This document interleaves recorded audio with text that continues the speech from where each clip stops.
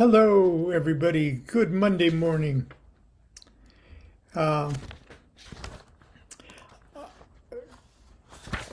Constance and I, mostly Constance with me just watching and making a comment here and there, have been cleaning up my office.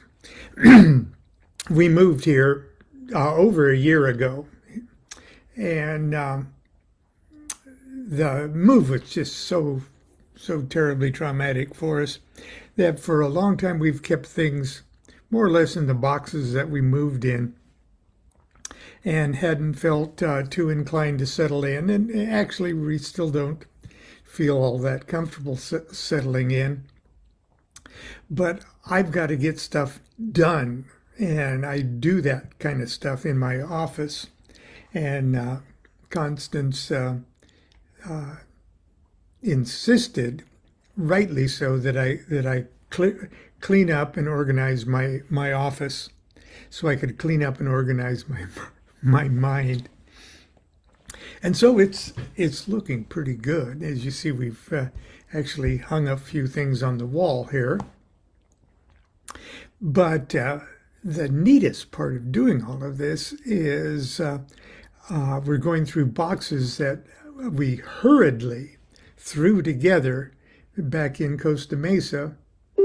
And I've got lots of neat stuff, okay, historic kind of things and writings and books and things like that. You can imagine the magical toys that I had to just, throw together helter-skelter. One of the things I ran across yesterday was something that was published in the OTOs, the U.S. OTO, which at the time was the OTO, way back in 1979, or perhaps even late 1978. Now, I joined the OTO in 1975, and the OTO was just starting to get going, and we started to initiate ourselves in 1978. That's what that charter is. But Bill Heydrich, the Grand Treasurer General,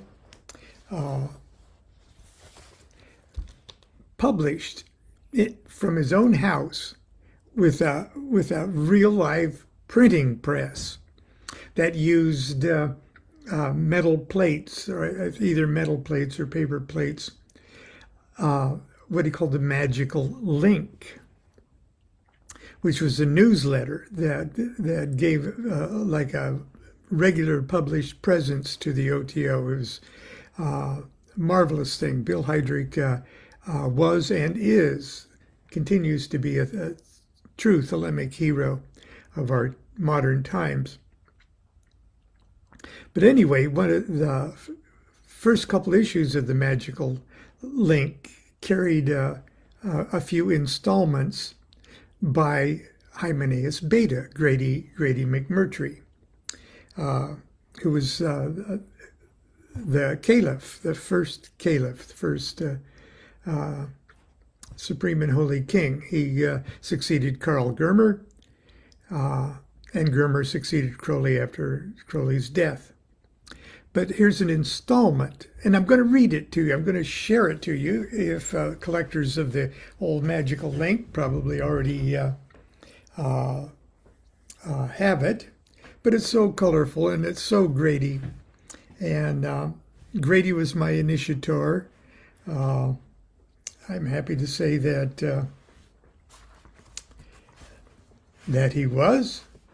And as a matter of fact, when I met him, he was still married to Phyllis Seckler McMurtry. And when I met them both in 1975, they became, in my mind at least, my Thelemic OTO and AA father and mother, or at least godfather and godmother. But anyway, I'm going to take the next probably 2 days and read you in short little installments Grady's own words on Knowing Aleister Crowley Personally by Hymenaeus Alpha 777. Now, in the paper that I had here, okay, it got stuck to a plastic thing. This is a floor plan of Crowley's house where Grady visited him. Grady visited him in all 3 locations of where Crowley lived in the last years of his life. And this, I believe, is the 93 German. And so he's got a little floor plan of chairs, and he's got them labeled A, B, C, D, and things like that. So to help us picture things as he's describing them. So if you're ready to hear our beloved Caliph Hymenaeus Alpha 777, here's what he said in that magical link. Bill Heydrich has asked me to tell you what it was like to be under the magical instruction of Aleister Crowley personally. Unfortunately, this is impossible, much as I would personally like to accommodate him and you. After all, if one cannot discuss the secret of the 9th degree with its well-known secret ingredient, except under seal, how much can one get into the doctrine of the Golden Pyramid of Atlantis, which has been published by AC himself, can be discussed. If you want some idea, take a look at the Crown of the Fool in the Thoth Tarot deck and remember the ancient adage, the universe is held in the mind of God. Already this is loaded with stuff, okay. Add the ideas of computer programming and tamatantras and what people really mean when they say they are maintaining. What are the real words signified by AA? How does one charge a set of Abramelin squares written in Enochian? And why? And why you shouldn't? The mystery of the Virgin Man. Reflect on your biblical woman clothed with the sun and reread your Kabbalah Denudata and the 12 stars for her crown, being the 12 cranial nerves of the cerebellum and activated psychic body. Why should the ancient curse be, may Coronzon burn the back of your neck? I'll give you a clue. The Vishuddha chakra, or Da'ath, in the activated psychic body. Or the nature of the boat of the sun. It's impossible to discuss these things except under seal, of course, because of 1, the 4th rule of the Sphinx, silence. 2, the magical penalty for a violation of an oath. Or 3, the danger. Not to me, to you.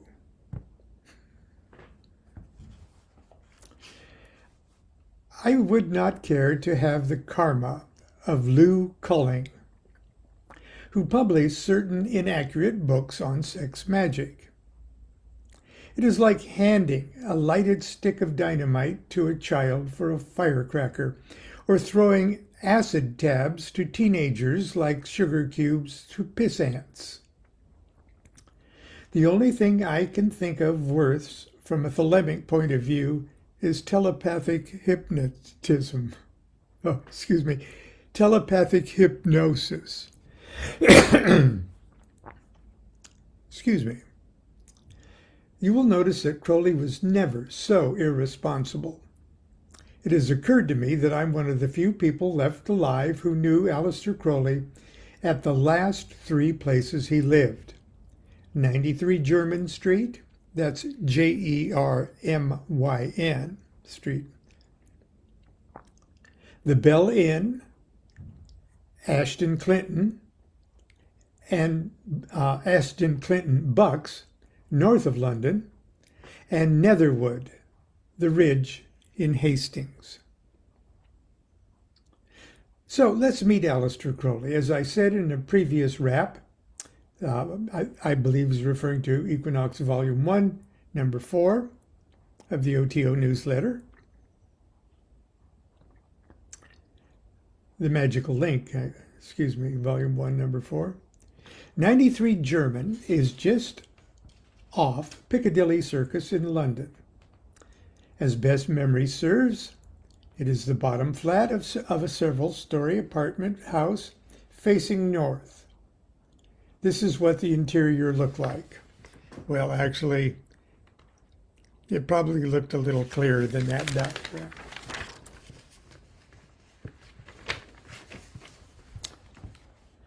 A is the door leading in off the street. B was a large window that lighted the place very well during the day, but at night had a blackout shade on it so that no light could be seen by the German bombers we could hear patrolling overhead. C was the chess table. D and F were two comfortable chairs facing the table.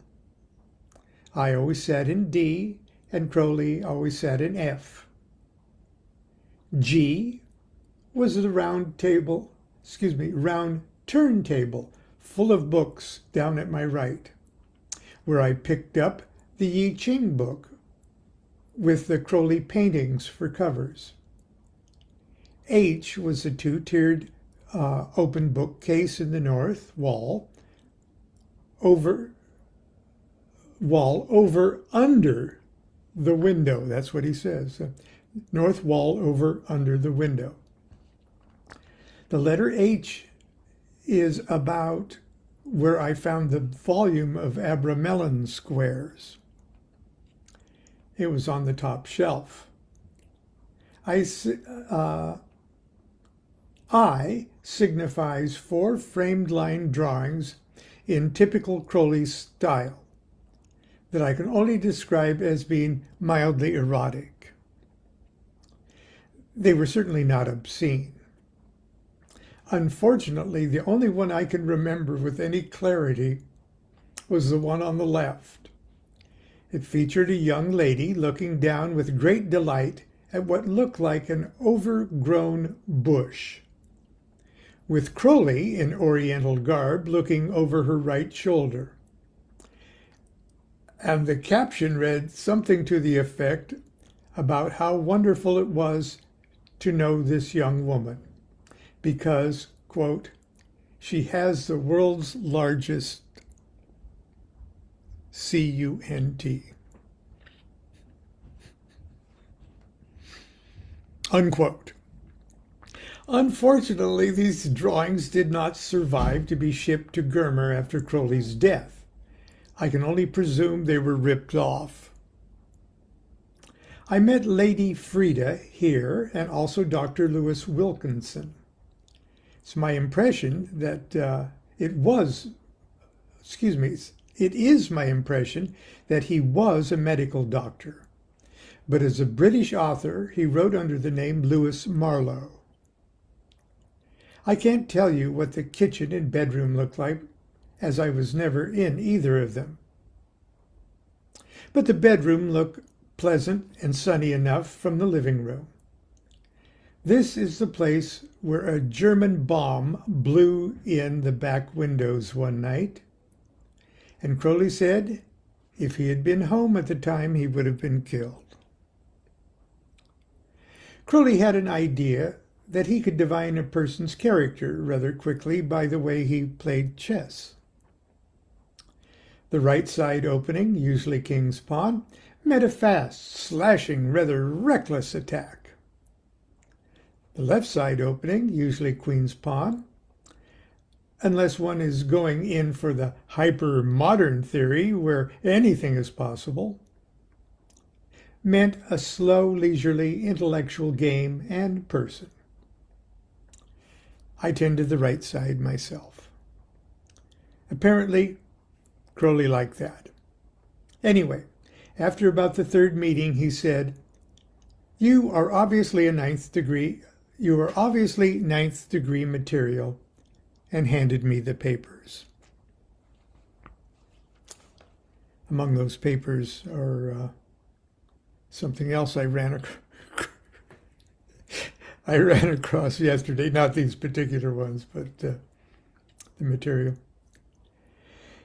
It was here he told me about my chess game, as he put it, a story he loved to tell. It was a blindfold game, one in which the player does not see the board. Anyway, he went to bed with a lady of his choice at the time, while his chess opponent sat at the board within easy talking distance, but where Crowley couldn't see it. The idea was to see if Crowley could achieve climax and call mate at the same time.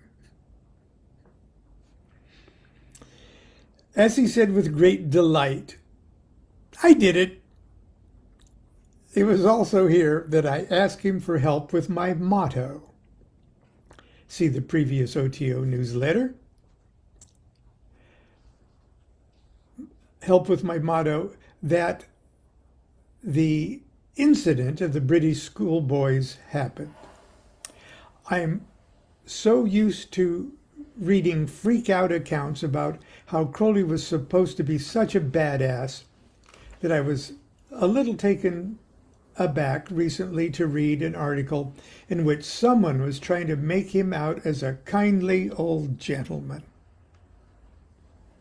Well, he certainly could be kind enough if it struck him that way, but so far as I could tell, he remained irascible to the end. Anyway, it's a habit in England for schoolboys to go around in small groups at Christmas time and sing carols at your front door. And, as has been said, they will not go away until they are paid. Well, they did that time. Go away, that is, without being paid. We were sitting there at 93 German Street playing chess and rapping one wintry afternoon just before Christmas of '43, when we heard this raucous noise at the door. Crowley said, I wonder what that is, in some annoyance, and went and opened the door. Here were 4 English schoolboys bawling away. Crowley flew into a temper, slammed the door, and came storming back into the room. To the lions with him! To the lions with him! Of course, if they had been singing, O Little House of Boleskine, as someone was at a recent Crowley Mass party, he might have felt differently. Of course, it was here at German Street that Crowley gave me his typical Crowley view of the people of the Mediterranean. All those people can think of is fucking, is the way he put it.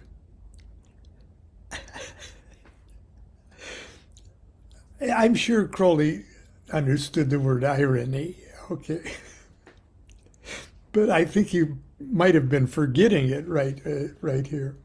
All they can think about is fucking,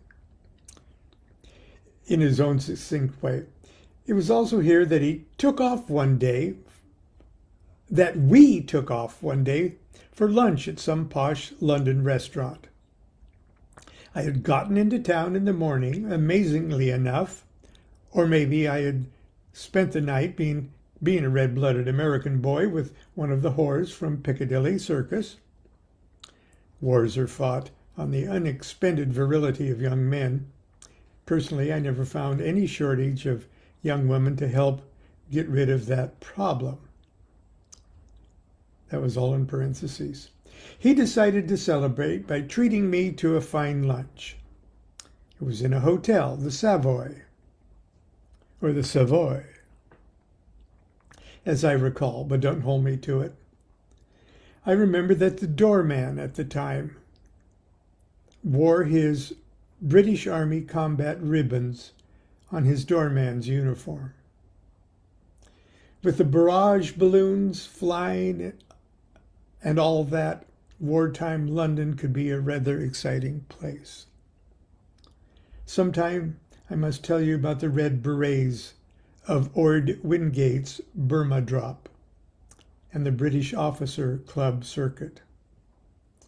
But anyway, I got the idea that winning the Victoria Cross was a high recommendation for retiring as a doorman for a posh London hotel. But then it was wartime London. Crowley was wearing a knickered tweed suit he had especially ordered and tailored, and was so proud of it. He loved to show you how efficient it was, all those little pockets and things. It came complete with gravy stains, which can still be seen in photos as late as 1945. The famous photos, he's looking very thin, he's got a pipe in his mouth, and you can see the gravy stains on his tweed jacket. That was taken in Hastings, just before he died. Very important in shortage-plagued wartime England, but it was very unusual looking. Anyway, as we were walking into the lobby, I was walking on the right. A rather beefy-looking Englishman came out of the restaurant and took one look at him and burst into laughter. I flushed and half turned my head with something in mind about doing something about it. "You can't laugh at my prophet that way." But then I noticed that Crowley was laughing and talking and paying no never mind. And I suddenly flashed that it would make a rather silly headline the next day: "Berserk American officer assaults peaceful British citizen at posh hotel." So I simmered down and we walked into the dining room. The reason this incident sticks in my mind is because of something that happened on the way. We had taken one of those big red double-decker buses and were sitting in the bottom level on the left about halfway. We were sitting here talking when suddenly Crowley glanced up to the left and said, "Pardon me a moment," closed his eyes and made some mystic passes with the fingers of his right hand and mumbled something unintelligible. Unintelligible to me, anyway. It wasn't until later that I figured out that he had been doing noon resh. The thing that is so striking is that he was so quiet about it. To hear some people talk, you'd think that he would have rushed up to the top deck and shouted it from the housetops to all of Greater London. There may have been times where he did, but he didn't do it that day. That's the end of part 1, and I think that's a good place for us to stop. I hope you are finding this amusing, if not interesting and amusing, and I'll continue on. I want you to be aware that right in the middle of things, Grady is dropping very, very important pearls of magical arcanum that are there for those with ears to hear, which was sort of the way when Grady was kind of in his stride. His writings are full of it. That too. Anyway, I love Grady. I miss Grady. He was quite a character, and I was proud to know him and be initiated by him. Until tomorrow, continue to be good to yourself and be good to each other. Do what thou wilt shall be the whole of the law. Love is the law, love under will.